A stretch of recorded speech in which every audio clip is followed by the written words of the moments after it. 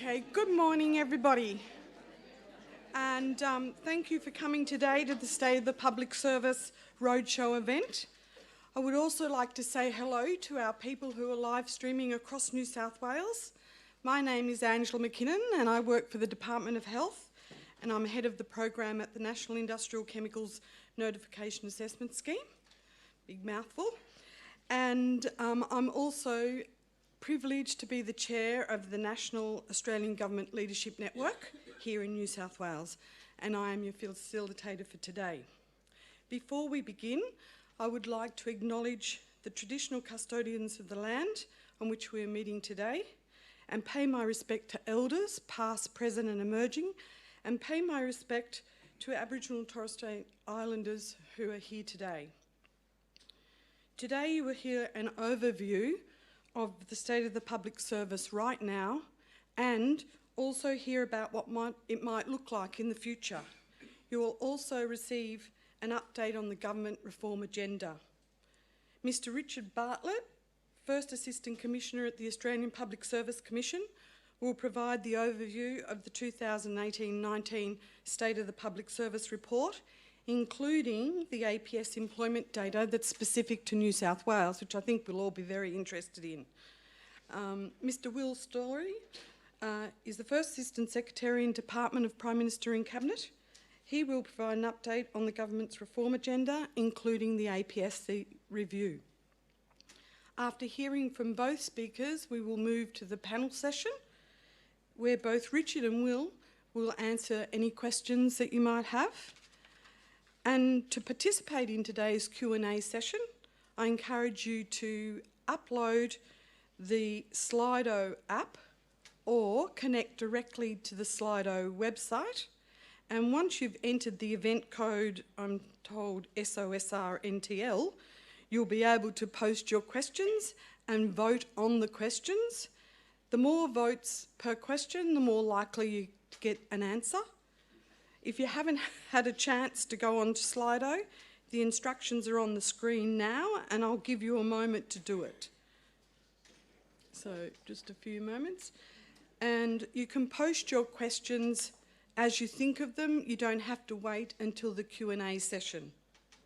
And if there's a speaker in particular that you would like to address the question, then please specify the name of either Richard or Will, so that we can direct the questions to the appropriate person. And so I hope everybody's been able to upload on to the website or either upload the app. Yep, good. So now please join me in welcoming our first speaker, Richard Bartlett, First Assistant Commissioner.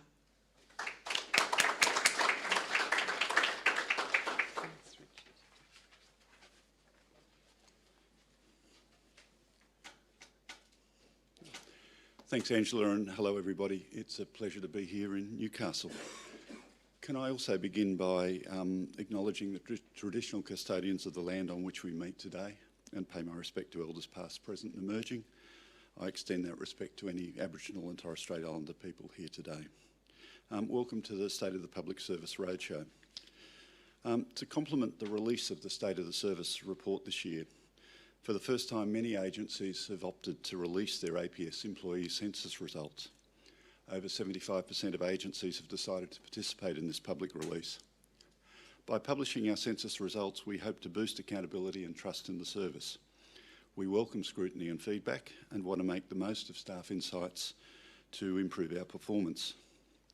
The 2018-19 State of the Service report highlights the need to continue and significantly expand the APS reform agenda to drive an efficient and effective APS now and into the future.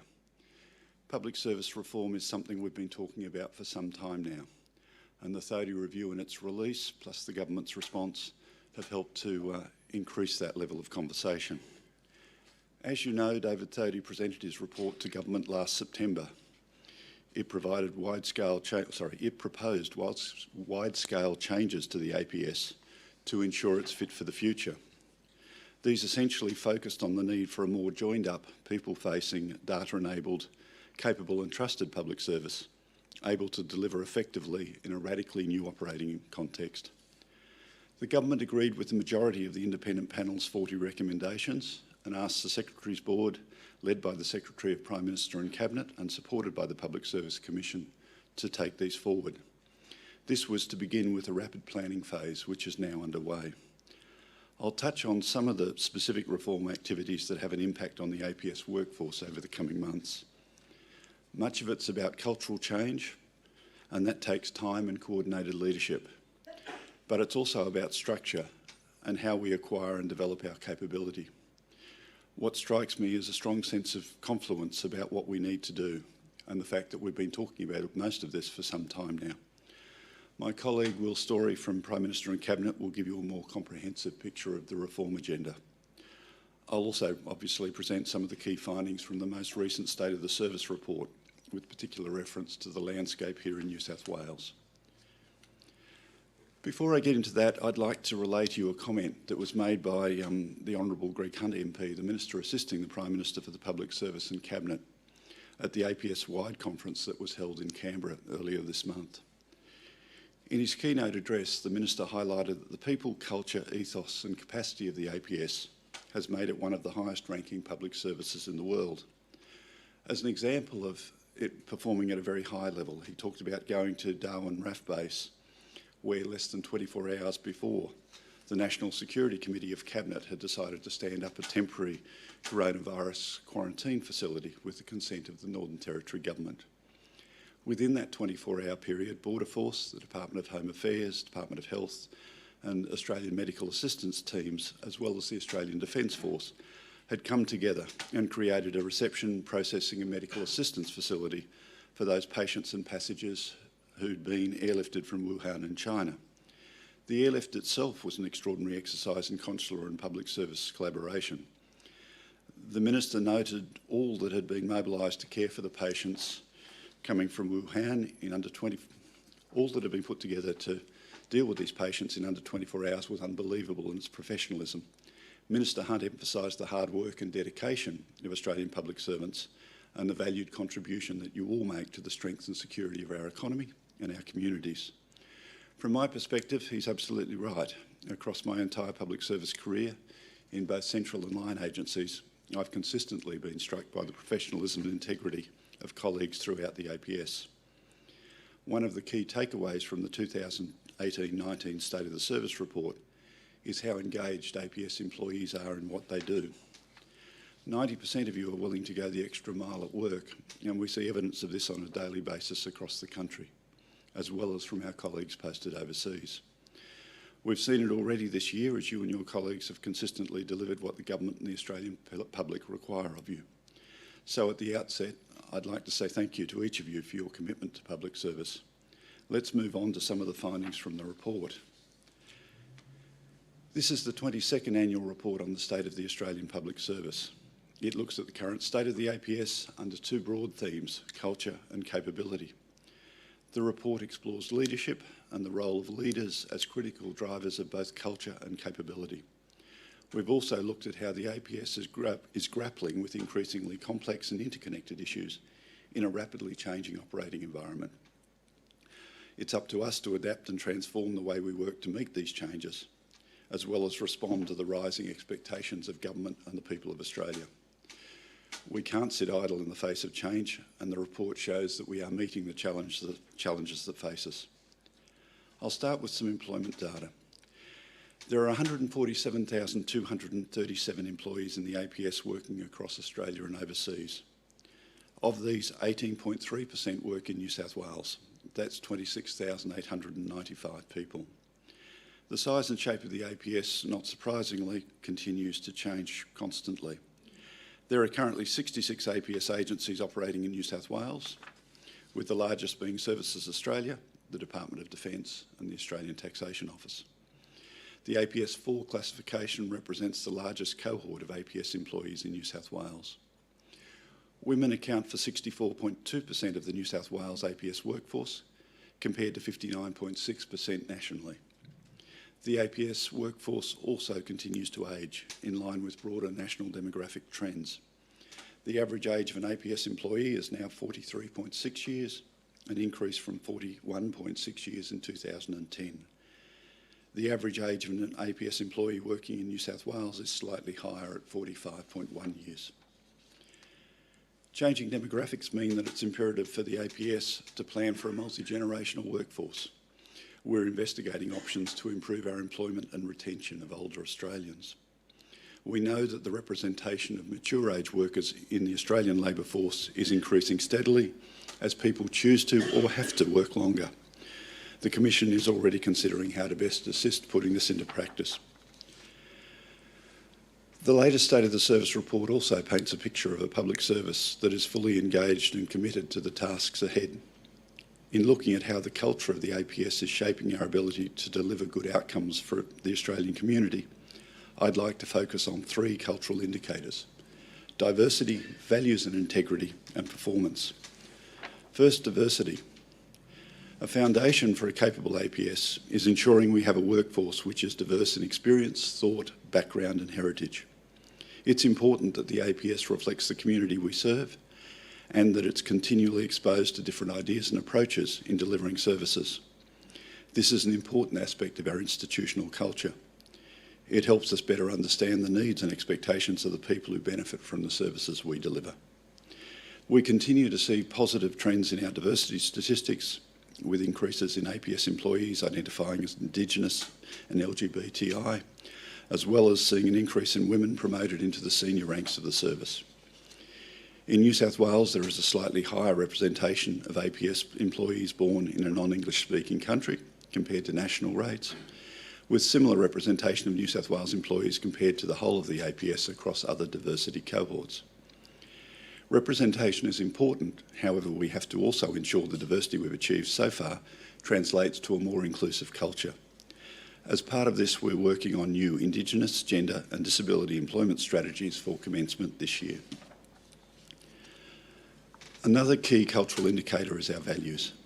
Recent trends worldwide have shown declining trust in public institutions and government, and Australia is not immune to this.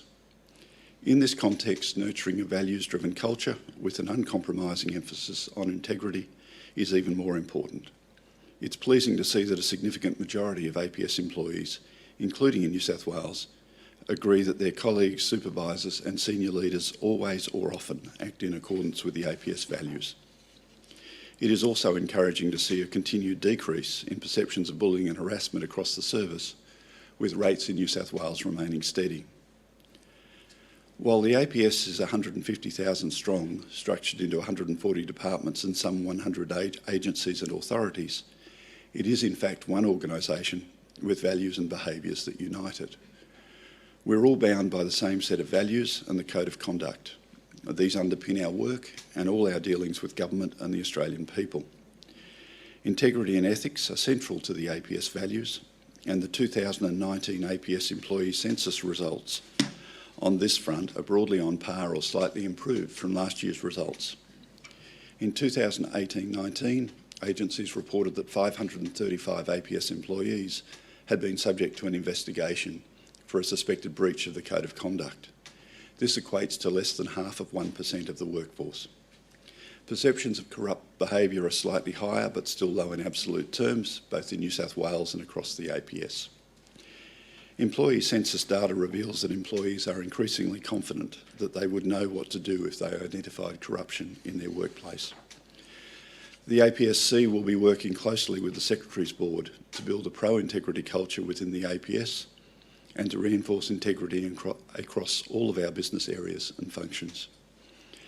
As part of this, we will introduce mandatory APS-wide integrity training and induction for new recruits. This will not be a simple tick-the-box exercise. Rather, it will be designed to build employees' understanding of integrity issues in their work environment. This will help to ensure that all APS employees are equipped to deal with a wide range of integrity-related situations. This is not about compliance. This is about giving you the practical tools you need to succeed in a complex environment. The last cultural indicator that I'll mention is performance. APS employees continue to be broadly positive about their supervisors' involvement in performance management discussions, with New South Wales on a par with APS-wide results. But more work can be done. Only half of APS employees in New South Wales agree that their overall experience of performance management has been useful for their development. It's critically important that all APS employees are engaged in promoting a high performance across the service. That's why in August last year, the Commissioner's directions relating to performance management in the APS were updated to ensure that employees at all levels take responsibility for performing effectively. The new directions also emphasise that performance management is not just about managing underperformance, it's about nurturing performance and the importance of managers dedicating time to developing and mentoring staff. During the course of this year, the Commission will be consulting across the APS to determine whether agencies require additional support to implement and embed the revised directions. Moving on now to look at capability, it should be clear to all of us that the operating environment for the APS is changing and the nature of public service work is evolving. This will help the APS to position itself for the future. Part of that is working differently. We need to be less hierarchical and more team-based. We need to be less siloed and refashion our services around people and businesses rather than agencies. We need to work better across jurisdictions, and we need to be focused on outcomes and how to best utilise technology. We also need to think very carefully about capability. What capabilities do we need now? What will we need in 10 years' time? How do we ensure that the APS remains the partner of choice for government in terms of policy advice and service delivery? A crucial element of our reform agenda will be the finalisation and implementation of the first ever whole of APS workforce strategy, which the APSC will deliver later this year. The strategy will represent a holistic approach to APS workforce management and building critical capabilities, including digital and data literacy. It will impact across a wide range of workforce domains, including recruitment, learning and development, leadership, performance management, retention and mobility. People enter the public service for different reasons.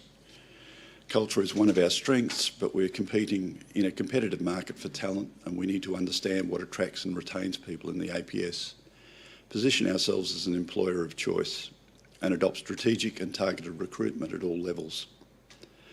Among other things, the APS workforce strategy will inform a professions model, providing a unifying framework with clear pathways for recruitment and career development. As part of this, we launched a professional stream for human resource practitioners last October to lift strategic HR capability across the service. This year, you can expect to see the professions model expanded, starting with digital and then a separate data stream. These will play an important role in strengthening capability and specialist expertise. The APS workforce strategy will also inform an APS learning and development strategy, which will target the broader capabilities, reskilling and leadership attributes we need for the future. Central to this will be the creation of a lifelong learning culture within the service. Under the strategy, learning and development will link to performance and career management to build strong skills and capabilities. The APSC is also partnering with the Department of Education, Skills and Employment to develop a reskilling framework for the APS. This will help employees transition from occupations where there is declining demand towards roles in new and emerging areas.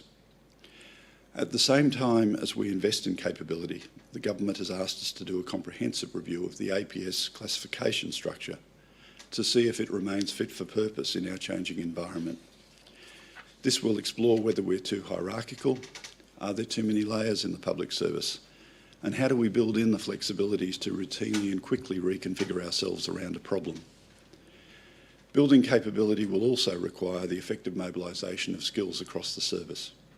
The APS must be more porous across the service and with other sectors to foster diversity of thinking, the contestability of ideas and capability uplift. More than 81% of APS employees in New South Wales have only worked in one agency. This represents lower mobility than the APS-wide average. We are good at rapidly deploying APS staff during a crisis to where the need is greatest. However, as operational needs evolve to address increasingly complex issues, we need to adopt new ways of working with ongoing mobility supported across the service. This mobility challenge is not new, and we have a better understanding of some of the barriers thanks to recent work the APSC has conducted in this space. Over the coming year, we will continue to work on how we focus on incentives, targets and other practical measures to support mobility across the service with the private sector and also with state jurisdictions. We know that this is important for the APS. As I said, it leads to diversity of thinking and the contestability of ideas and lifts the overall capability of the APS as well as that of individuals. The last aspect of capability that I'll mention today is leadership. There's no doubt that the APS leadership cohort has great strengths, and we benchmark well against the private sector in managing complexity and in delivering outcomes. The census results support this. As in previous years in New South Wales, as with the rest of the country, APS employees tend to have very positive views of their immediate supervisor. Views also remain broadly positive of SES leaders. We do, however, have some work to do around ensuring our SES are innovative and that they make the effort to develop the people that they supervise. Employee census data also indicates a strong association between positive perceptions of SES and positive perceptions of change management at the agency level. This underscores the important role the SES will play in leading the APS workforce through change over the coming years. In light of this, there's a greater focus on SES capability as part of the APS reform agenda. The APSC, supported by the Secretary's Board, will complete benchmarked capability assessments of all Band 3s in 2020 and will commence capability assessments for Band 2s and Band 1s. These assessments will help target development, guide career paths and identify low capability. A recurring theme of this year's State of the Service report is the increasingly complex public policy and service delivery challenges that cut across traditional portfolio, jurisdictional and sectoral boundaries. There's no doubt that the APS is a high-performing institution, but it's clear that the time has come for the APS to reform and adapt. The good news is that there are strong foundations for change. Firstly, we have clear direction from the government with the Prime Minister's sharp focus on the needs of the Australian people. Second, we have an APS leadership that's committed to change and understands absolutely the importance of good governance and staying relevant. Finally, the speed of technological and societal change is creating its own momentum that we must keep up with. My strong sense is that we have an unprecedented opportunity to shape the future of this great and enduring institution. The government has made clear its expectations of the APS. The 30 review has fleshed out the scope, direction and urgency of the change that's required, and the senior leadership of the APS, the Secretary's Board, is fully committed to leading reform. Even more importantly, the consistent message from the State of the Service report is that APS employees at all levels are committed to the work of the APS. You understand the value and contribution you make to improving the lives of Australians and the future of Australia, and you want it to do well. This is a core foundation to ensure we have an effective APS now and into the future.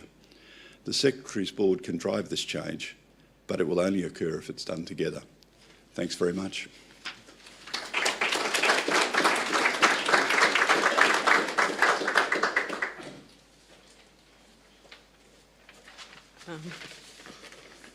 Thank you, Richard. Certainly outlined a number of challenges for us all here today, I think. If you have any questions for Richard, don't forget to post them on Slido, ready for the Q&A session. I'd like to invite our next speaker to the floor, Will Story, First Assistant Secretary of the Department of Prime Minister and Cabinet. Thank you.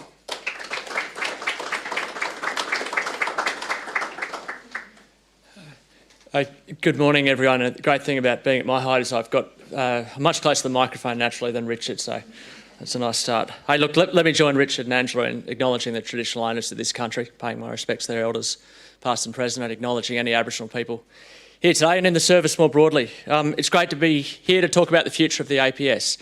After last night's storm, I hope you got here okay and your houses are dry and the lights are back on. The first time I was in Newcastle was about 20 years ago, and I stayed at a backpackers down the road towards the beach and spent a couple of weeks working on a building site. And I can tell you that the ridges down the road is a lot more comfortable than the backpackers here. So anyway, it's good to be here. Look, a quick warning, I'm going to do one of those embarrassing things and ask you to put up your hand at a couple of points. So just a trigger warning if that offends anyone. And I'm going to start straight up, actually. Hands up if you're proud to be a public servant.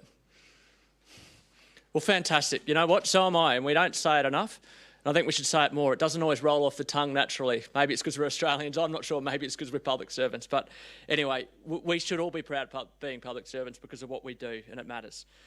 You know, here in Newcastle and the broader Hunter region, for example, many of you are delivering services to your community. Actually, my notes had said many of you are at the coalface, and I thought that at the Hunter region that, you know, you might have family who are actually at the coalface, but anyway, many of you are delivering service straight to the community. You know, you might be delivering disability services to those who, you know, the vulnerable people who really need it. You know, you might be helping people get family payments or get their health payments. You might be helping people get training or find a job, and I guess if you're here at the ATO, you're helping pay for it. So look, thank you for your service. We are part of one of the leading public services in the world, even if we get a bit of curry in the media sometimes. And you can be proud of what you do. Look, it's in that context that I want to give you an update on APS reform plans. And look, you know, this is not big vision stuff. This is a series of practical actions that will build our capability and help us do the best job we can. It's as simple as that. You know, as public servants, actually our role hasn't changed all that much over the years. We serve the Australian people through the government of the day. We're impartial, we're professional, we give our best advice to the government, and then we get on and implement their agenda. We treat taxpayers' money with respect, and we build our capability to serve and deliver today and in coming years. And of course, we guard our integrity jealously. So our basic role hasn't changed much, but simply put, the environment in which we're working has. And it will keep changing. Now, I'm not going to be like one of those sort of guys in a T-shirt in his mum's garage telling you about how tech's going to change everything in 5 years or next year. I'm just talking about the stuff you can already see around you. You know, the ATO, it's showing how much the rapid transformation here in how super is managed and how people pay tax is extraordinary. That's already happened, and it's continuing to change. There are other changes too. You know, I'm sure you've heard the whole story about declining trust in government. You might have read learned articles about it, or you might have just talked about it at the local surf club or at pickup after school. You've heard about the changes happening overseas, geopolitical instability. You've heard about wicked problems, 24-hour media news cycle, social media echo chambers, all this stuff. These are the sort of factors that mean we simply need to adapt. And that's why so many people are talking about reform of the APS. And I think sometimes you hear about change fatigue. The truth is we're probably not sick of change. It might be that we're sick of talking about change. We're sick of doing it badly. So let me give you some background, then bring you up to date with what's happened. So firstly, I'll just run you quickly through how we got from the 30 review here, and then we'll go forward. So look, the government commissioned a major review of the public service in 2018. Did a big, thorough job looking across our capability, our culture, how we work. Thousands of public servants were involved, and I hope that includes some of you. So the report came in last year, and it made 40 recommendations, really about how the APS can adapt and how we can build our capability. The government responded to the report in December last year, rejected some initiatives that it didn't agree with, but nonetheless it took forward the majority of the review's recommendations as part of its broader agenda for APS reform. Now, that reform program is called Delivering for Australians. It's a relatively short document, and look, I really encourage you to read it. The reason it's worth a read is because the ambition that's contained in there is underestimated. This program will and can have a really tangible, practical implications for all of us, you know, and how we work and the tools we've got over the next couple of years. Well, look, what's in the box? Some of you might have heard about the Prime Minister's 6 guideposts for the APS. These stress the importance of clear priorities, clear roles for ministers, advisors and the APS, stress the importance of better services, getting delivery or implementation right, remaining or becoming better connected with Australians, and adapting to change, whether it's in technology or investing in staff, and finally, that enduring question of reinforcing our integrity. So look, rather than going through these guideposts one by one, I just want to talk about some of the things you can expect to see and really point, I guess, to what I conceive of as 3 big opportunities. So look, the first point is that we're going to see a whole series of work to put the needs and interests of Australians at the centre of what the APS does. I guess you could call this, you know, if you're interested in the public service literature, a citizen-centered APS. Now that's back to basics for many of you. That's not rocket science, it's not revolutionary, but doing it can be. So what you can expect to see is a series of practical initiatives right across the APS.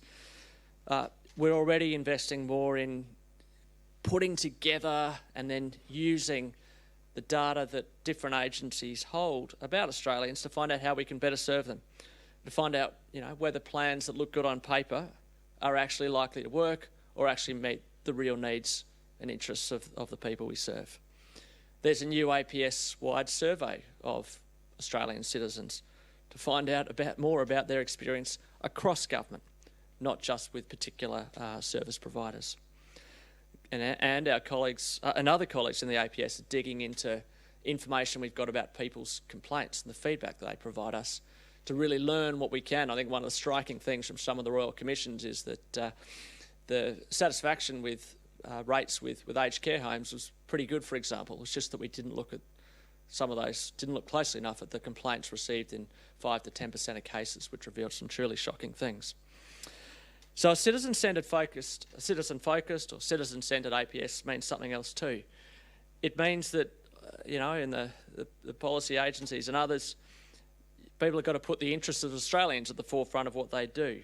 And it means taking a practical and common sense approach to solving problems, focusing on the needs of what's right for Australians rather than what the interests of a particular agency in any discussion are. And that brings me very naturally to the second theme, working together. So, we've heard, we'll probably continue to hear about the challenges of silos, of hierarchies, of fragmented processes and tools that are getting in the way of us doing our jobs effectively rather than helping us do our jobs effectively. So, imagine what we could achieve if we can get this stuff right. And imagine what we could achieve if we can apply that same level of practical cooperation and no-nonsense collaboration that we can show in a crisis like the bushfires or the coronavirus in our everyday business.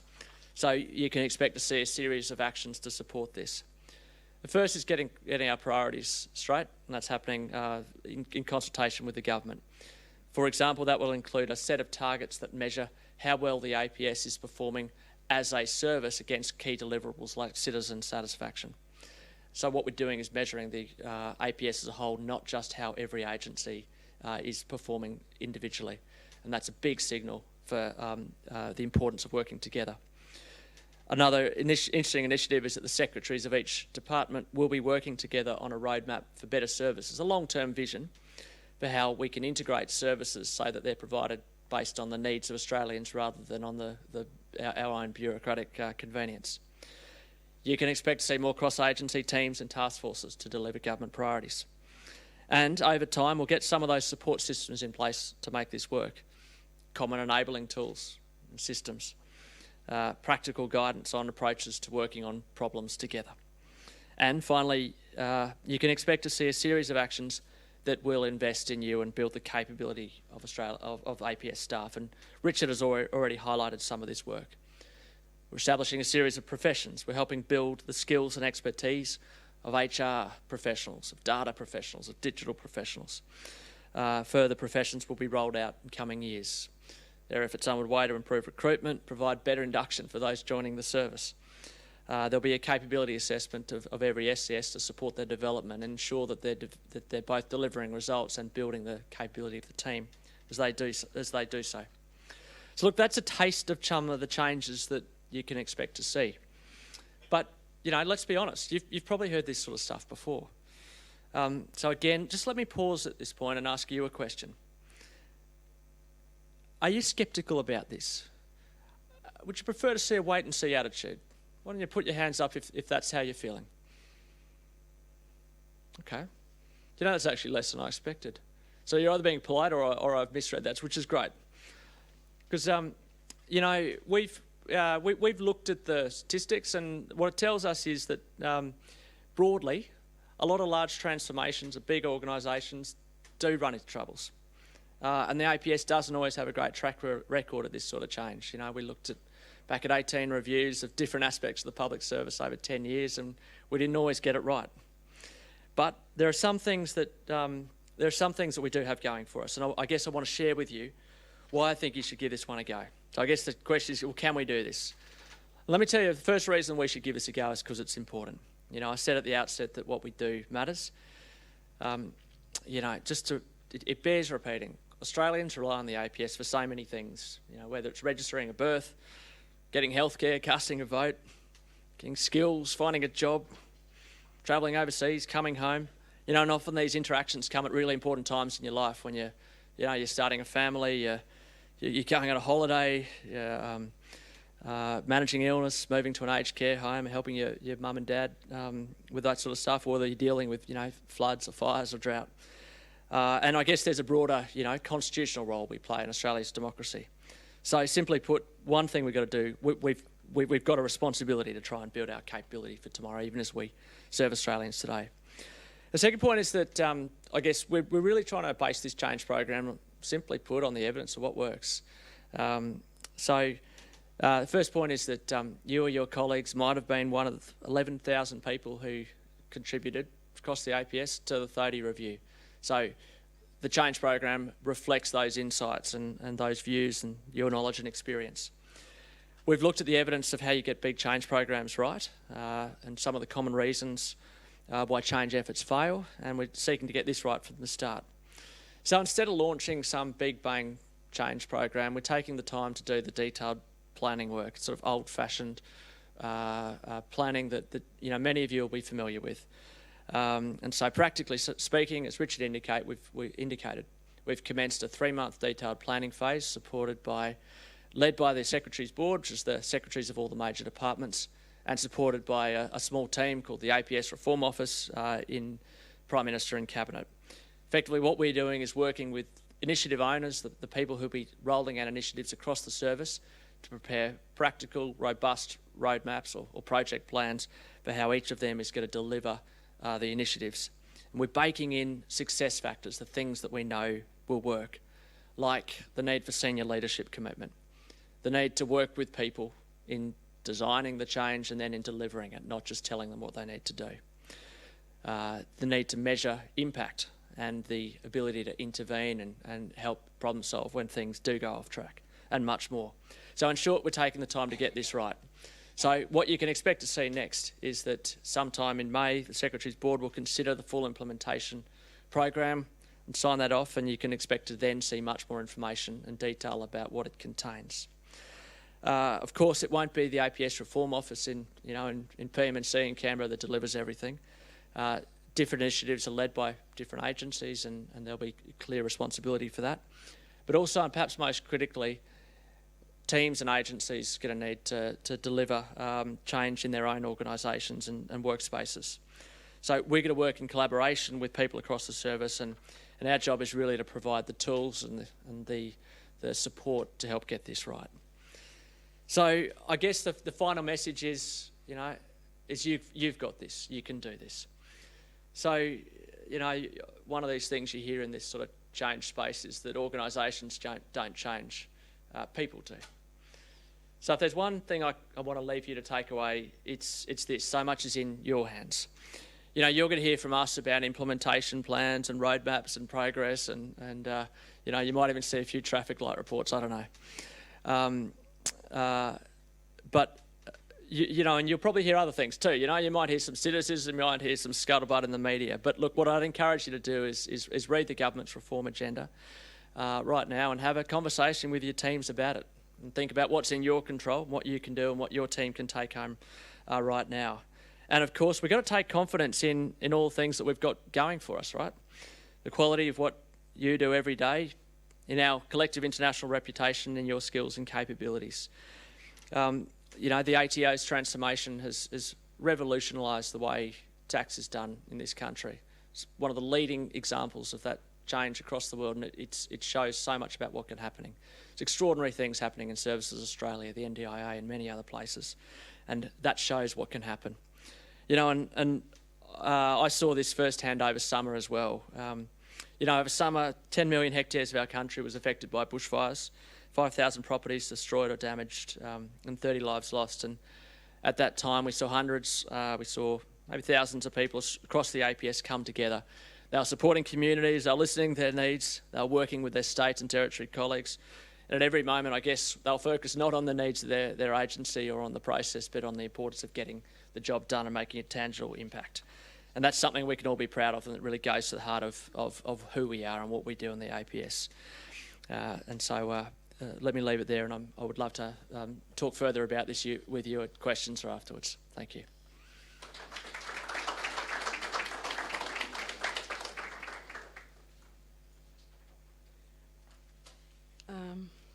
Thank you, Will. I look forward to taking some of that change forward into the future. If you have any questions for Will, put them on the Slido. Thank you. And we'll go to the Q&A session now. So, if you have any questions throughout the session, please put them on the Slido. You can put them on at any time. So the first question is, will the SES capability assessments be looking at the job or the people in the job? I'll take that one. Take that to Richard. Look, in terms of that, on some level that depends on who you're talking about. For Band 3s, you're actually looking very much at personal capability. The further up you go, the more you're looking at your leadership skills, and so it's about what you bring to the job.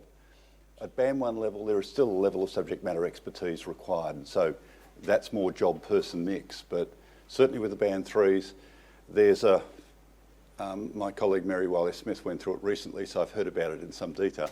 There's a 4-hour psychological assessment that they put you through. There's a range of cognitive tests that they get you to do. There's all of that. It really is very much focused on the person. As somebody who did a Band 2 equivalent, that involved, I think, a 2 to 3 hour psychological assessment, again, a range of cognitive tools, 360-degree surveys, a whole sense of trying to get a sense of who you are, what motivates you, how you respond to circumstances, how well you work with people around you. Now, that obviously is impacted upon in some way by the job you're doing, but it really is a function, it's a focus on how well you're positioned to do the job. What are your areas of development? What are your areas of deficiency? What are your areas of strength? What are the things you do people think you do really well? So it's more personal than job-based, but that changes at level.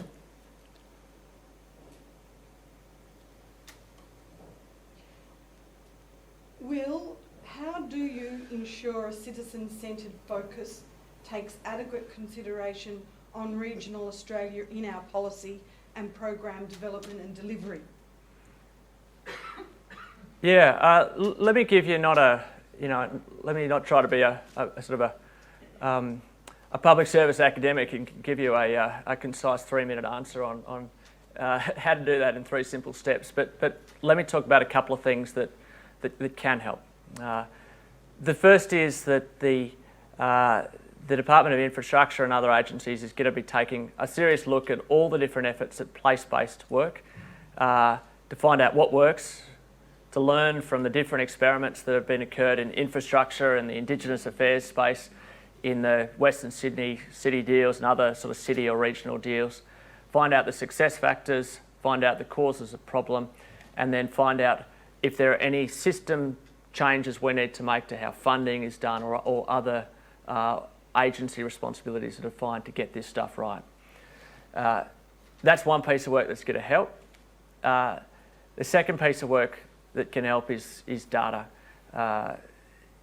When you can really understand what's going on in a community on a data-informed basis that's then reality tested against your knowledge, real knowledge of that community and what's going on and talking to people there, you can get a much better sense of how you need to target policy and programs. So they're 2 things that are initiatives that are occurring under the reform program that will help. But I guess you know and I know that at the end of the day, this stuff is really hard because you sometimes just get big systems. People want quick answers, and they want to get it done now. They want it simple, and we know that you then need to temper that against what's happening in reality on the ground. That's going to be a constant tension. I saw that in my experience in Indigenous affairs when the minister wants a very quick answer. But you're getting all this intelligence from the ground through our network, which tells you that it's not quite that simple. And that, look, I think there will always be a tension for us. But one thing we do know is that a lot of the big changes of big social reforms have been, have I guess, sort of happened at a national level. You know, the Medicare changes, family law changes, new social security payments. The challenge now is to make that work for individuals, to personalise services for them, and then to make it work with communities and really get the buy-in. And there's some great signs of that happening in a whole bunch of different places, whether you look in somewhere like Burke, which has got extraordinary buy-in that's really starting to change some of the numbers on you know, detention of young boys, or great work up in Logan on the outskirts of Brisbane, which is showing how that engagement in the community is really starting to help families there. So that doesn't give you a prescription, it just points to, one, the underlying and enduring challenge we've got, and then just two, some of, or at least two of the particular reforms that are designed to address you know, what is one of the hardest parts of our collective jobs.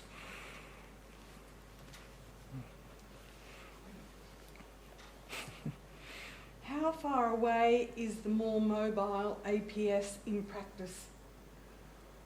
One of the things that we did in the latest census was to ask some questions about mobility within agencies, because one of the figures that the 30 review quoted, that's been quoted in a number of reviews, is that 4% of public servants move between agencies in any given point in time. When we actually looked at that and looked at what's happening within agencies, suddenly that 4% figure became 20%. So there is significant movement, there's significant mobility now. But I think one of the things that stands out, and it stood out in some of those figures that I talked about, that 4% figure that we have is slightly higher in Canberra. It's significantly lower in states.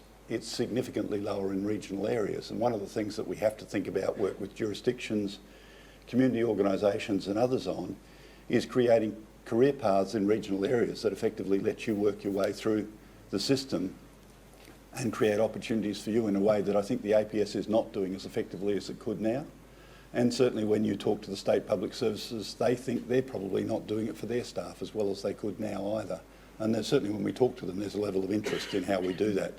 So I think that's one of the things that we will definitely be exploring in the next 12 months to 2 years, because I think that's part of a more mobile APS. I think the other thing we need to do is to ensure that we've got the right sort of mobility. As somebody who's now in his 4th agency, movement between agencies comes at a cost. I spent probably 15 of my so far 22 years in the public service working in health policy in either DVA or Department of Health. To go from that and work in the Department of Finance on budget matters or work at APSC on this is a big change. It's a really enjoyable change. Coming to grips with new subject matter is always fun. But there's a cost to me and there's a cost to the service in doing that. And I think the notion that everybody should move, you know, it's 3 years, it's time to move. No, I think one of our strengths is actually our subject matter expertise and our deep understanding of what we're doing. We've got to get that balance right. So we need to be more mobile, but it needs to be planned and it needs to be effective mobility, not just your 3 years are up, we're moving you on, thanks. So I think we'll work on something that sort of brings that together effectively.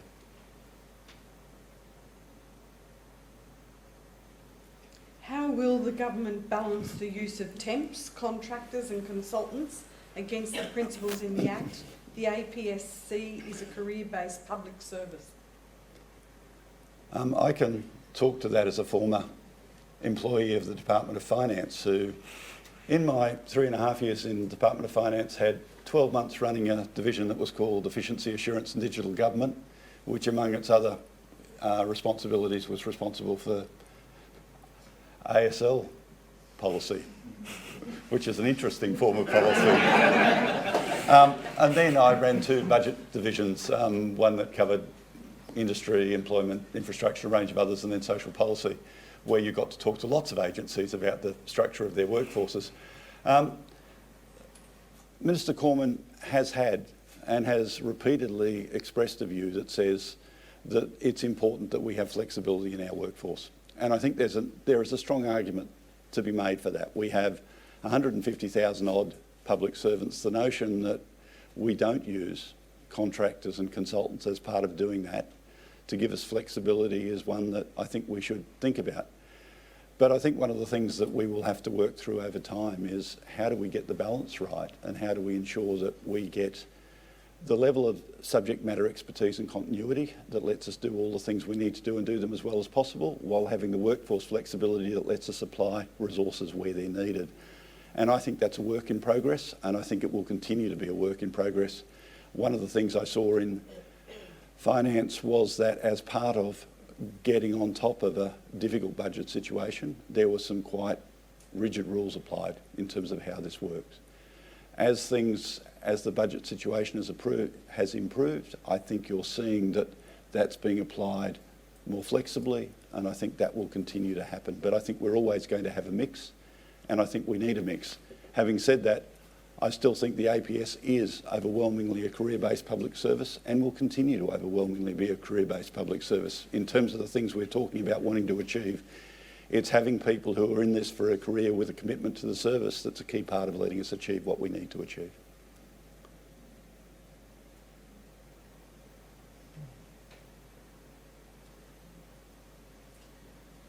What does it say about the Australian public service when approximately 25% want to leave their current agency within 12 months or less? What is being done to reduce this figure? I guess the thing for me is that I'd like to get underneath that 25% figure and understand what it means. As I said, the basic figures about people moving from agency to agency, we're probably seeing about 4%. Churn rates, people leaving the public service, are considerably smaller than that 25%. So we do have a discrepancy between what people are saying they want to do and what's actually happening. So I think we need to understand that. I think the other thing that we need to understand is that as people look at a career and a career path, they'll have a range of ambitions that they want to have, not all of which they can achieve in their existing agency. And so a significant part of that 25% may be people looking for new opportunities, chances to go and do something different, learn something new. That's to be encouraged rather than to be seen as a problem. I think for us it's working through and creating a balance that says to people, I can go and do that sort of stuff and have a view that the public service remains something I can come back to and I want to come back to, versus all those people are saying, I hate it here, I just want to get out. I think it's much more the first than the second. There are unquestionably people who, at any given point in time, don't enjoy their job. But again, I think if you look at the engagement scores and the other things that you see in the census, overwhelmingly, I think people see value in what they do and value in what they contribute. And so I think for us, it's how do we continue to both do that, but also encourage people to develop themselves, develop their skills, and increase their capacity to contribute. So I think, I don't know it's about reducing the figure. I think it's about understanding the figure and seeing how the figure works in the context of the public service continuing to develop effectively.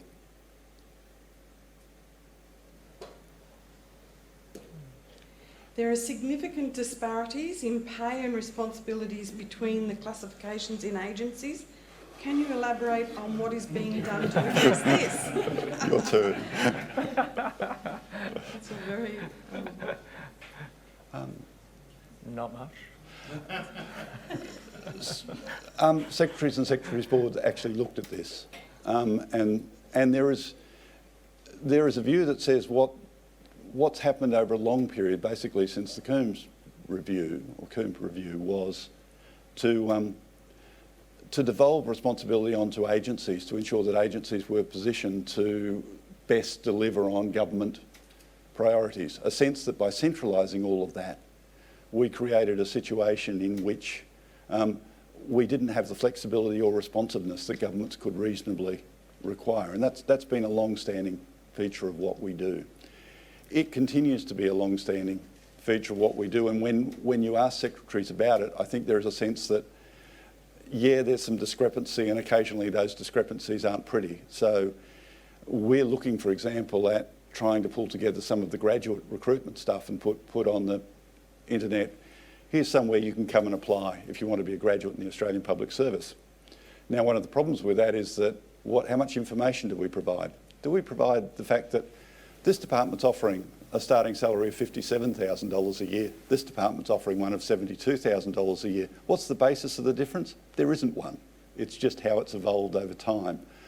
I think that one of the things we start to do is, as we look at those discrepancies, start to highlight those discrepancies within the public service and ask questions about them, there's an opportunity to consider whether they're appropriate. Some of them absolutely are.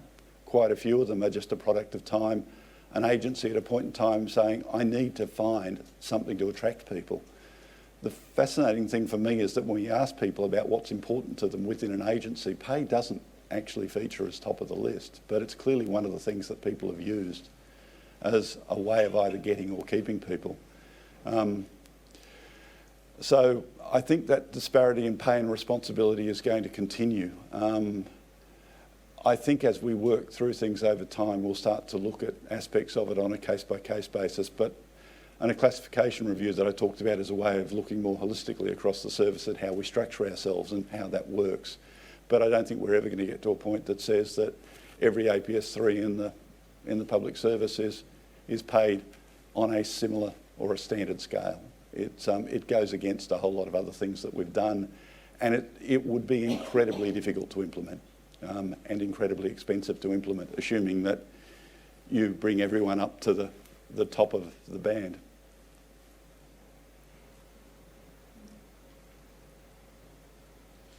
Many of us would like to stay in the service, but also stay in New South Wales. What is being done to look more at the opportunities for career progression staying in New South Wales? I've already talked about mobility and the fact that we're starting conversations with states and territories about opportunities to create opportunities within regional areas that give a greater potential for career advancement. I can remember, as part of the Indigenous employment strategy and its development, going and talking to NIAA employees in Darwin, and they had a couple of roles, one at an APS 4 level, one at an APS 6 level, and nothing in between, which meant that you were either one or the other and there was no bridge between. And so what people had worked out was you needed to move to another agency or to the NT government and then come back if that's how you wanted to do it. I think rather than just assuming people will work that out and do it, is we need to start looking at creating paths that enable that to happen. I think we have, with a lot of the IT and other things, a greater capacity for people to do their jobs from more parts of the country. Senior jobs don't all have to be done in Canberra. The tax office has shown that in a way that I think the rest of us have not got to yet. We've got to think about that. But in doing that, what we also have to do is to set people up so that they have a good chance of succeeding when they're out in a regional area. One of the benefits of being in Canberra is you have a whole lot of people. You can go and ask questions about how things work. You can go and talk to people about the sort of things that happen in terms of engagement with ministers, engagement with departmental executives, a whole range of other things. I think it's ensuring that people have the range of experience and understanding to be able to function remotely, because I don't think that's a matter of technology. That's a matter of a lot more than technology. That's technology plus the sort of nous experience and understanding that lets you know how you have to engage. Way back in my deep and distant past, I worked for a publishing company as a remotely located sales rep. It was interesting trying to work out how often you had to talk to your sales manager for him to think that you were engaged, but not so often that he thought that you weren't able and didn't have confidence to get on with your job. That took a bit of testing, and I think it's the same with all of these things. It's setting things up so that you give people a really good opportunity to do that sort of thing and get that sort of career progression successfully. Because I think one of the risks is if we say we will have this many jobs here and this many jobs there, is that if we haven't created pathways and support to make things work, then I think you put people in situations that make their jobs harder than they need to be.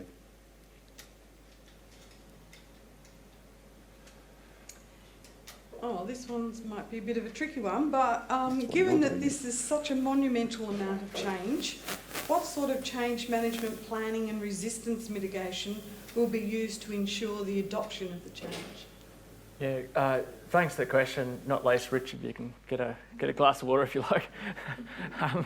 I mean, hey, look, really, that's the whole point of this planning phase right now. So, there's a couple of things that I will mention.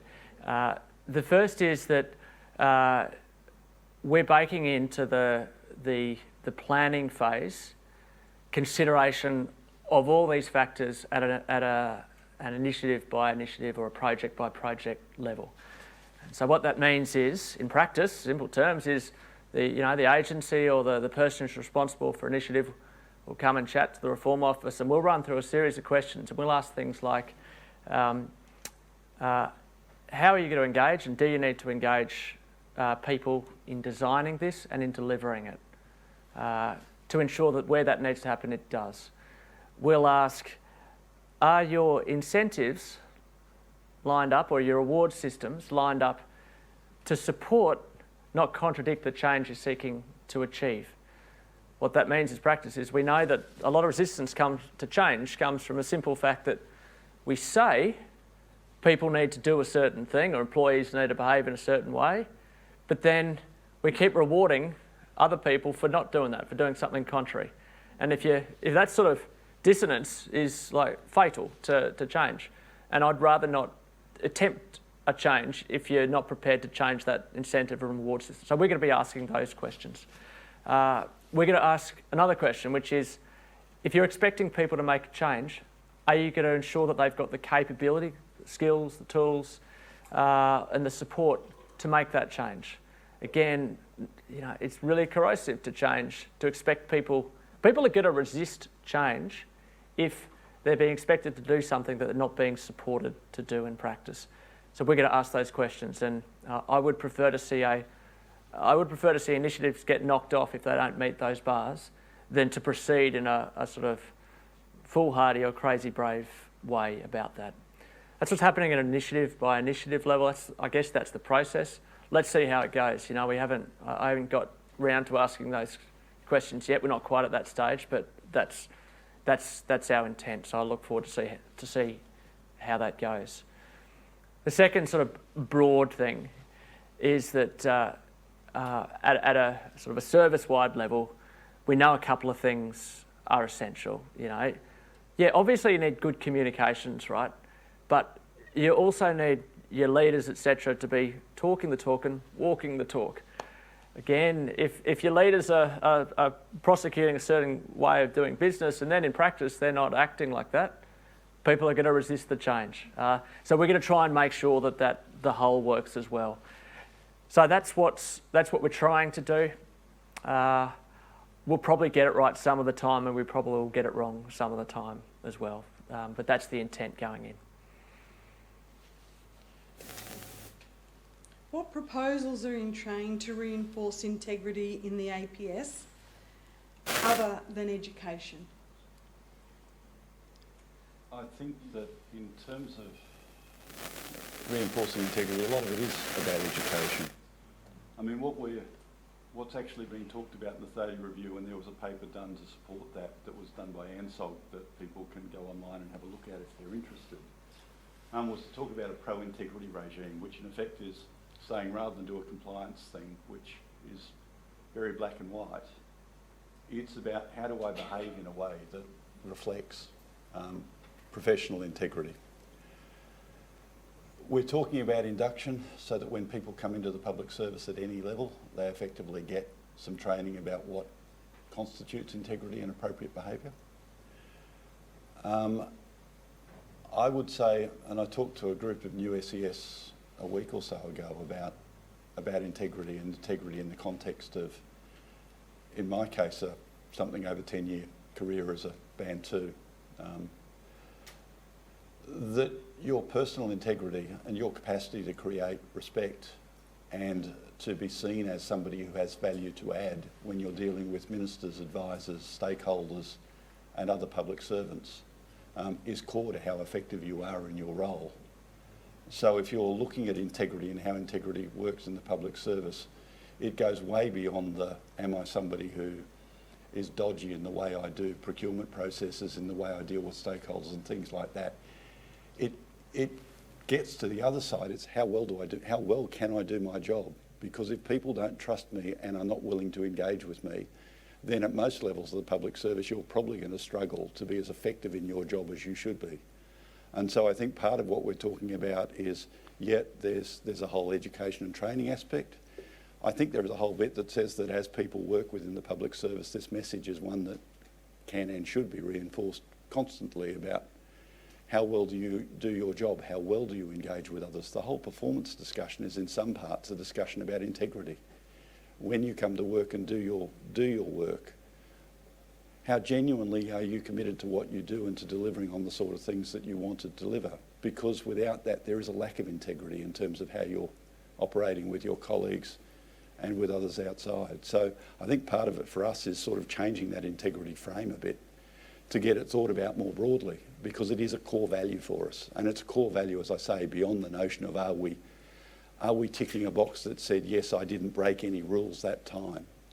It's the how did I engage and how effectively did I engage, and how did I maximise my chances of engaging properly. And part of that, particularly when you're talking about ministers and their officers, is if I've come along with advice, have I come along with the right advice delivered in the right way, which is absolutely not telling them exactly what they want to hear. It's about framing it in a way that ensures that they have all the information they need to hear. They'll make the political judgments on the basis of what they're told, but if you're not delivering them all the advice that they need to hear, and you're not ensuring that that advice is heard, then you are not positioning them to do that. You're actually setting them up to create a problem, or to create a problem for them, I should say. So sorry, that's a fairly indirect answer to the question, but you get my sense that integrity for me is a much broader thing than just I've done a course tick, I can move on. Integrity, as I say, I think is a really core aspect of what we do every day. How do we ensure that the Australian Public Service is trusted and to provide not just policy advice, but to formulate policy on behalf of government? Maybe Will. I'd like to talk to Anonymous to better understand what Anonymous means by formulating policy on behalf of government. I'm not sure there's always it's hard to find the strict dividing line between what is advice to government and what is helping then deliver, and what's the bit in between, which I guess is what you're trying to aim at. But if I can just answer the question this way, simply to say that in my own experience, when you're trusted to provide policy advice, you'll get that trust when the advice is sound, delivered robustly, or I guess with integrity, and when it's based on a strong assessment or understanding both of the government's need and priority, but particularly of the need on the ground. I think one of the reasons that our we can have troubles getting our advice accepted is because it's ministers can say, well, this actually is contrary to what I'm hearing in my community. And so I think to the extent that we can actually get a much better sense of what's going on and bring that and to supplement our policy advice, it becomes stronger and more essential and becomes trusted. There's been a bit of talk about this because I think the Prime Minister said, he said, I want the government's job is to do policy and your job is to do delivery was the phrase. And I just to come directly to that, really, I suppose there's two things. Firstly, we had a chat with the Prime Minister's Chief of Staff about that, and he assured us it meant in no way that we don't do policy or policy advice, but it was really reaffirming, I guess, what's an age-old and enduring fact, that the government sets the policy direction and makes the ultimate policy decision, and the public services role is to develop that advice, to support that advice, and then ultimately, once the decision is made, to get on and deliver it. To me, that's obviously, that's I don't know, what do you call it? Public Administration 101. That's our role in a Westminster democracy. So that's fine. And I guess I can just say, in terms of what I have observed in my department, in Department of Prime Minister and Cabinet, in our policy advice, I guess I can assure you that the Prime Minister is very clear about his policy direction, but equally that he wants and asks for and relies on our policy advice on a whole range of international, on security, on social and on economic issues every day, and the same goes for Cabinet. So I suspect there's maybe there's more talk about that than problem. Some of the Thody review recommendations were not accepted, especially in relation to staffing. Can you provide any insight as to why? What about, Richard, I gave a sort of a general answer, which is a general bit of information, which is about the process between Thody review coming in and government response going out, and that'll give some answer. And then I suspect really it's that to answer that question, you've got to look at the particular recommendation or the particular initiative that was recommended to actually really understand it in practice. I suspect, I'm not sure there's any sort of generic answer that can cover that. I don't know. I'll leave that to you anyway. I'll see if you can do that. So look, let me just give you just simply the facts on the process. So the review reported on the 20th of September last year. The Prime Minister had flagged in his address to the APS in August that when it came in, he would ask the Secretaries Board to evaluate the report's recommendations and provide advice to Cabinet. So the Secretaries Board, which of course is the secretaries of all the different departments and a few other individuals like the Australian Public Service Commissioner, then took the recommendations. They met about 6 to 7 times to work through them and to consolidate their collective advice. That was then provided to Cabinet, considered by Cabinet in early December, about the 9th or so of December, and then the following week the government made its response to the recommendations, and as I said, that was part of the government's broader APS reform agenda, so it was framed by initiatives that are already underway as well as new commitments. The government was influenced in its decision by Secretaries Board's advice in many respects, and if you want to have a look, that's reflected in detail in the appendix to that Delivering for Australians agenda. So at various points of that, the government has indicated where it has relied on the Secretaries Board's advice, and then in other cases, of course, it was influenced by its own judgment on certain matters. That was reflected the decision of the government and the Prime Minister in his capacity as the Minister for the Public Service. But beyond that, look, I mean, you know, there's a whole bunch of things the government didn't agree with. I mean, it took forward the majority of the recommendations, I guess in whole or in part, and there are particular parts it didn't pick up. And it's easy to answer the question about why it didn't pick up certain things if we're talking about this one or that one. I guess I'd probably make the sort of generic point that one of the things you'll find when you look through those and look at what governments said, and in some parts what Secretaries Board recommendations reflected, it's about operational flexibility and a desire to maintain a level of operational flexibility, because in some areas I think some of the review recommendations were going to narrow things a bit. So we talk about pay differentials. Well, they've occurred for a reason. Unwinding them theoretically looks good, and you can see a review recommending it. You can also see a group of secretaries looking at it and saying, well, that's a nice theory, but the practical implications of doing so and doing so at any sort of speed are just very difficult, and so maybe not right now. And I think there's a range of others where you look at, you'll see a similar sort of judgment made, which is just one that says, look, get the theory, not convinced that the practice at this point in time is probably something that we would want to invest the level of effort that's required to deliver what's been suggested. To be honest, I think we've got plenty enough to chew on. And you know, who knows what'll happen in future years, but you know, there's a fair bit of stuff to do over the next couple of years, and I think once we've done that, then you know, let's look at what else there is.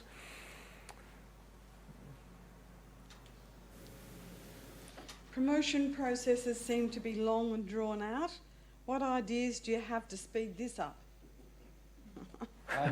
This is an interesting one, particularly in the context Look of forward to this mobility. answer. What do you think, Richard? Because one of the things that I've certainly seen that slows promotion processes down, for example, is you have people acting for people, acting for people, acting for people, and when does the first domino start falling that lets all the others happen? This is some of the hidden mobility that we have within the system that we've actually got to work our way through, and I think one of the the issues with ASL caps, budget constraints and things like that is this view that says that I can't do this because what if this person comes back? Personal view, I think there's a balanced decision to be made here by agencies that says what's the real risk I'm carrying here? You know, you're talking agencies and offices that have hundreds of people in them. If I've got a couple of positions where a percentage of people come back, can I manage that? Yeah, I probably could. So I think part of it is just a decision to be made, which is what's the motivation to try and actually do this? What's the problem I'm trying to solve? And I guess one of the issues at the moment is that there is a level of comfort with acting arrangements and things like that mean that these things can go on for a long period of time. And again, I think there's a question that says when we're looking at the things we want to sort, is this one that's at the top of people's list to sort right now, given where the situation sits? You know, again, I've worked in agencies where people take a calculated gamble and say, look, I'll fix it, and if the person comes back, I'll find them something else to do. I've seen a whole lot of other situations where absolutely not. It's frozen and we cannot do it. I will not take the risk of having displaced staff. They're decisions people make at different points in time. And I don't think there's a right answer. And I think if I went round and asked everybody in this room what your preference would be, there is that mixture that says, yeah, I'd like the certainty in terms of where I'm acting, but equally if I'm the one that's moved, I'd probably like to have a sense that I have a job to come back to.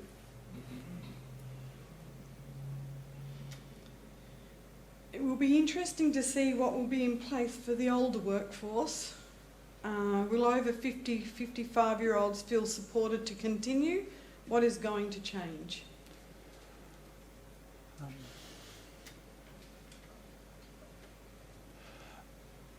I think it's already... I was hoping that Will would leap in and fill the space. I think it's already changing. I mean, again, if you look at what's happening, we give those stats about the way in which the workforce is ageing. I think the APS, in effect, is doing it organically over a long period of time and will continue to do it. Look, I can remember stories probably more about private sector organisations than about the public sector where effectively you'd go into whole parts of banks and things like that and you wouldn't find anyone over 35 and they were deliberately recruiting and moving people on that basis. I don't think the public service has ever done that. But I think what you're going to see is that as people look to work longer for whatever reason, the public service is going to have to be more responsive and flexible with that. It's just the nature of where it's going. The other thing I'd say that's happening to actually make that happen, if you look at the numbers in the public service and you look at what's happening in terms of staffing numbers over the last few years, our staffing numbers are actually declining slightly. And that's not happening because there is an active process out there to reduce staff numbers.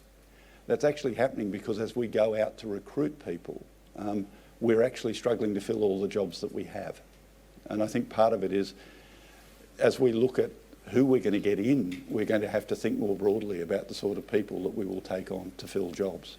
Because, you know, we're not seeing a sharp decline in numbers, but we are certainly seeing a decline in numbers, which is not being driven by a staffing policy that says we want to reduce the number of public servants. It's being driven by how do we find and bring in the people that we need to do the work that we need. So we're going to have to think more broadly. Hence the sort of work that we're doing in terms of diversity strategies, but equally hence the need to think about recruiting, not just continuing to have older workers working in the public service.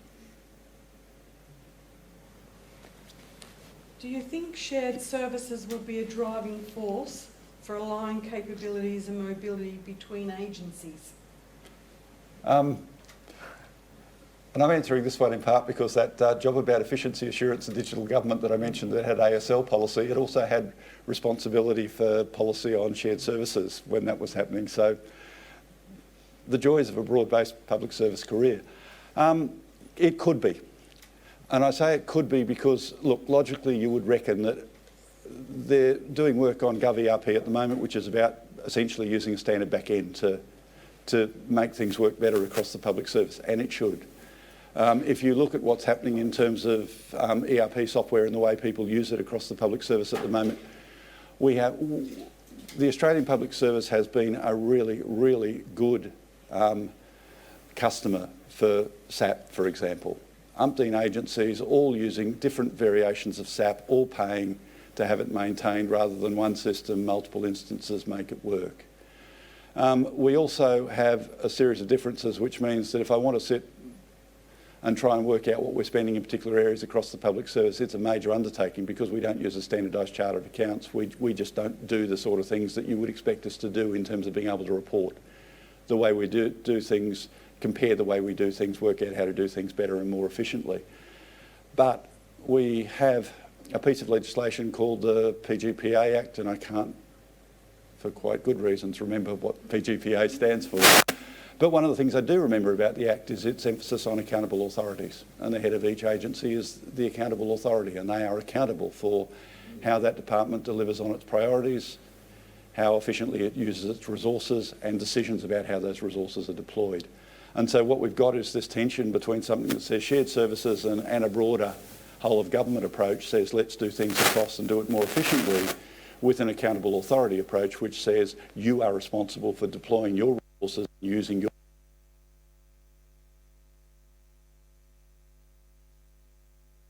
is that in effect can run counter to the whole shared services piece. It doesn't have to, but what's tended to happen is a lot of agency heads and agencies have looked at it and said, you can't expect me to do if you're going to take the levers that let me control that off me. That you can't just wipe all. I'd just supplement that. I agree, Richard. I think it can, and it probably will, but it will take time. To roll out the common back end on finance and human resources, the sort of the two most critical pieces of that puzzle. That'll take a couple of years to get going. That's a big undertaking. It then offers a lot of promise and potential, but look, it's far too early to make promises about the impact that will have. One of the other pieces of reform work going on, which is a bit broader than shared services, is to get a much better handle on, through an audit on the ICT people capability and tools and kit and software that we've got across the service in order to make better informed decisions about where to invest in software and new systems that are reusable across the service. Again, actually the legwork, the hard work needs to be done on that before you can make bold promises about what it will achieve. The only other sort of point I'd make is that it's a very practical case. So Prime Minister and Cabinet Department provide services for the APSC and for the National Indigenous Affairs Agency and a number of other bodies. And what that means is that now it's a hell of a lot easier for people to transfer between those particular agencies. And it's also a hell of a lot easier for us to collaborate because we're using online. We're using a shared SharePoint system, so we can work on documents collaboratively across SharePoint easily because we've got the common back end. You can turn up at the Australian Public Service Commission with your laptop and it will automatically connect to the Wi-Fi and to the system because we've got the same IT provider. So that's, it's sort of easier sometimes to demonstrate small cases, and to me that just gives a sense of the potential. I find that sort of stuff really exciting, but that's a small microcosm. I don't know, that's probably 3,000 people are affected in that little cluster across a service of 150. But I'd also say, as part of that 3,000 people, it is a great arrangement. It works really well. But I'll tell you what, every time the IT doesn't work and you can blame someone for it, you hear people blame them. It's the bit that says people remember the stuff that doesn't work and comment on it more than the stuff that works all the time, and that's part of what we've got to work through to make all of that happen. The next question's a bit more personal, I think. As senior public servants, what is the hardest part of your job? What is the most important resource you have available to you?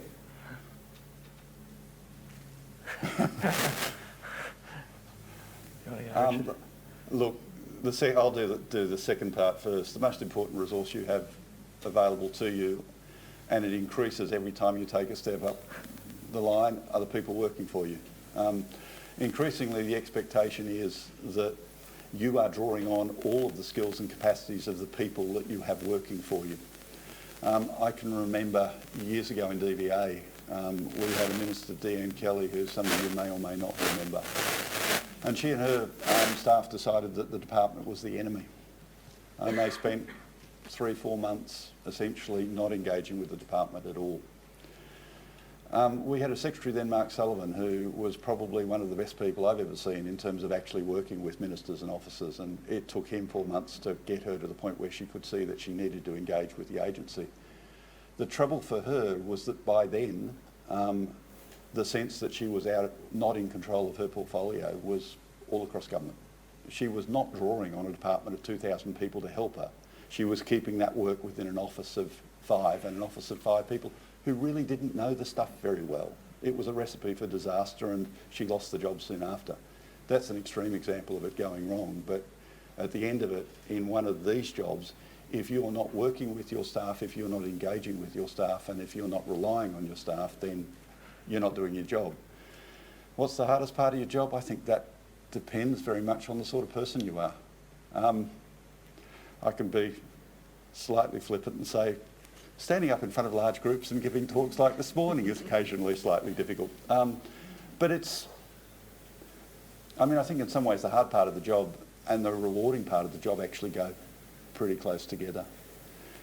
They're having a difficult conversation with a minister in a minister's office about something that they really need to know, and they need to be aware of the implications is very challenging. But it's also when you come away thinking that you've got whatever the result you've got, but I've done what I needed to do and I've done it as well as I could, that's rewarding as well as challenging.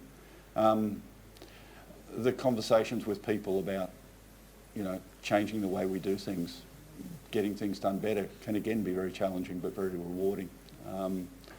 And I have to say, for me, over the last 6 or so months, going out and doing a lot of consultations as part of the preparation of the Indigenous workforce strategy and the workforce strategy for people with a disability has been both challenging and rewarding.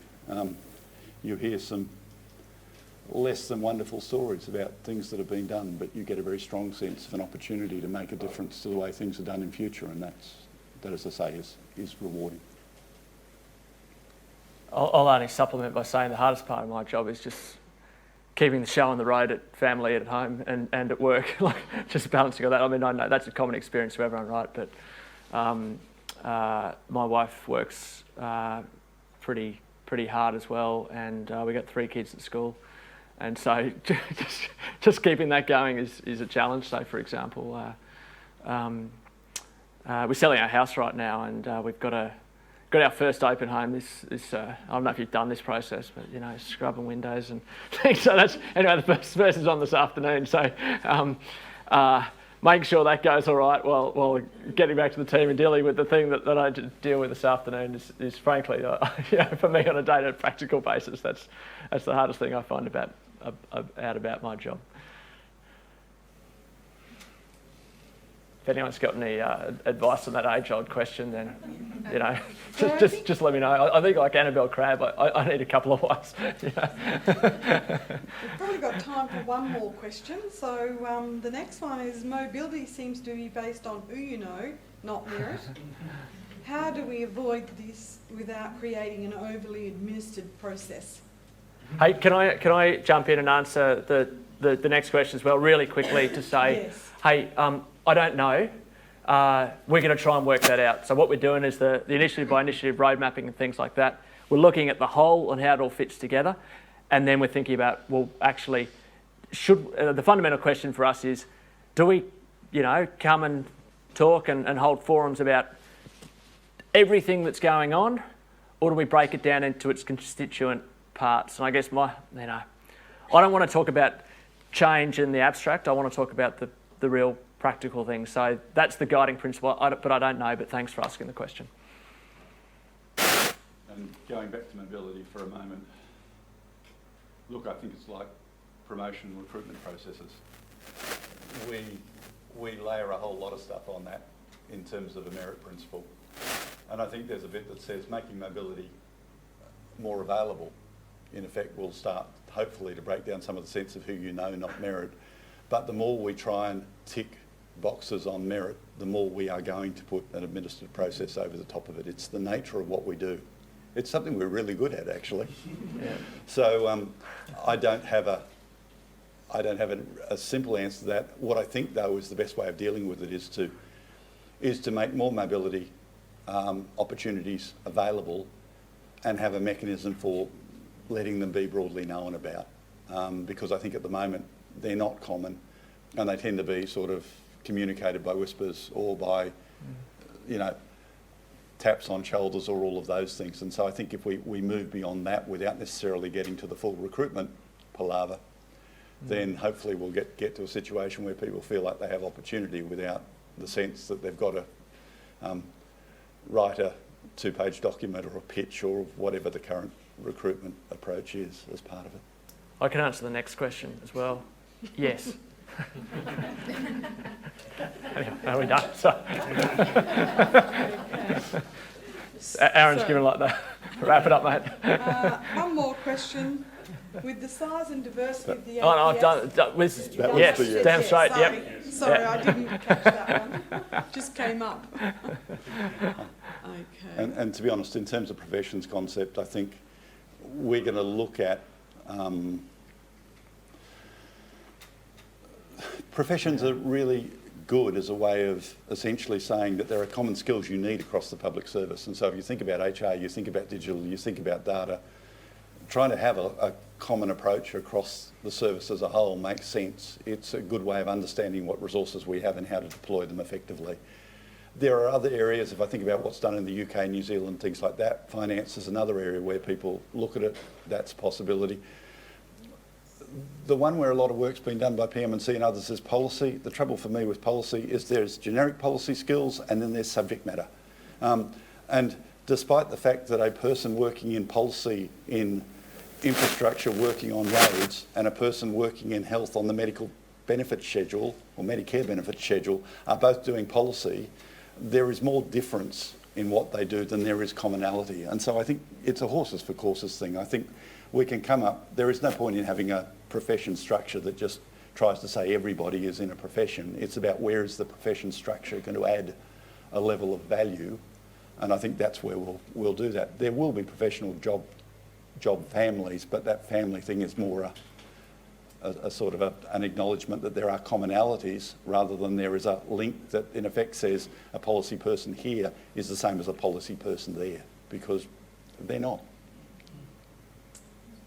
Okay, so unfortunately that's all the time we have for questions, but I'd really like to thank the audience and people who are live streaming for their questions.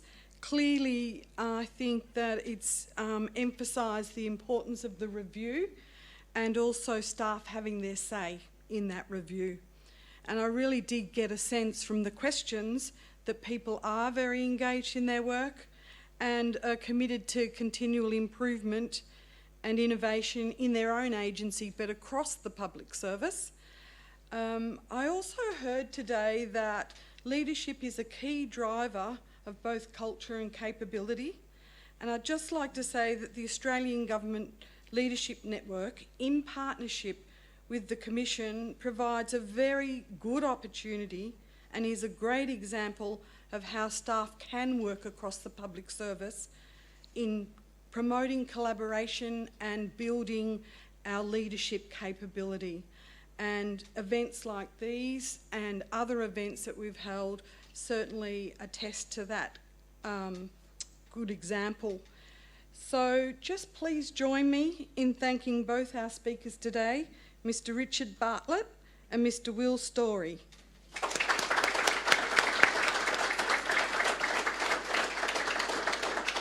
I'd also like to thank the Australian Tax Office and the Commission for hosting the event today, which I hope you've all found very valuable. And thank you again for attending and live streaming. And I hope you all have a great afternoon. Thank you. Thanks.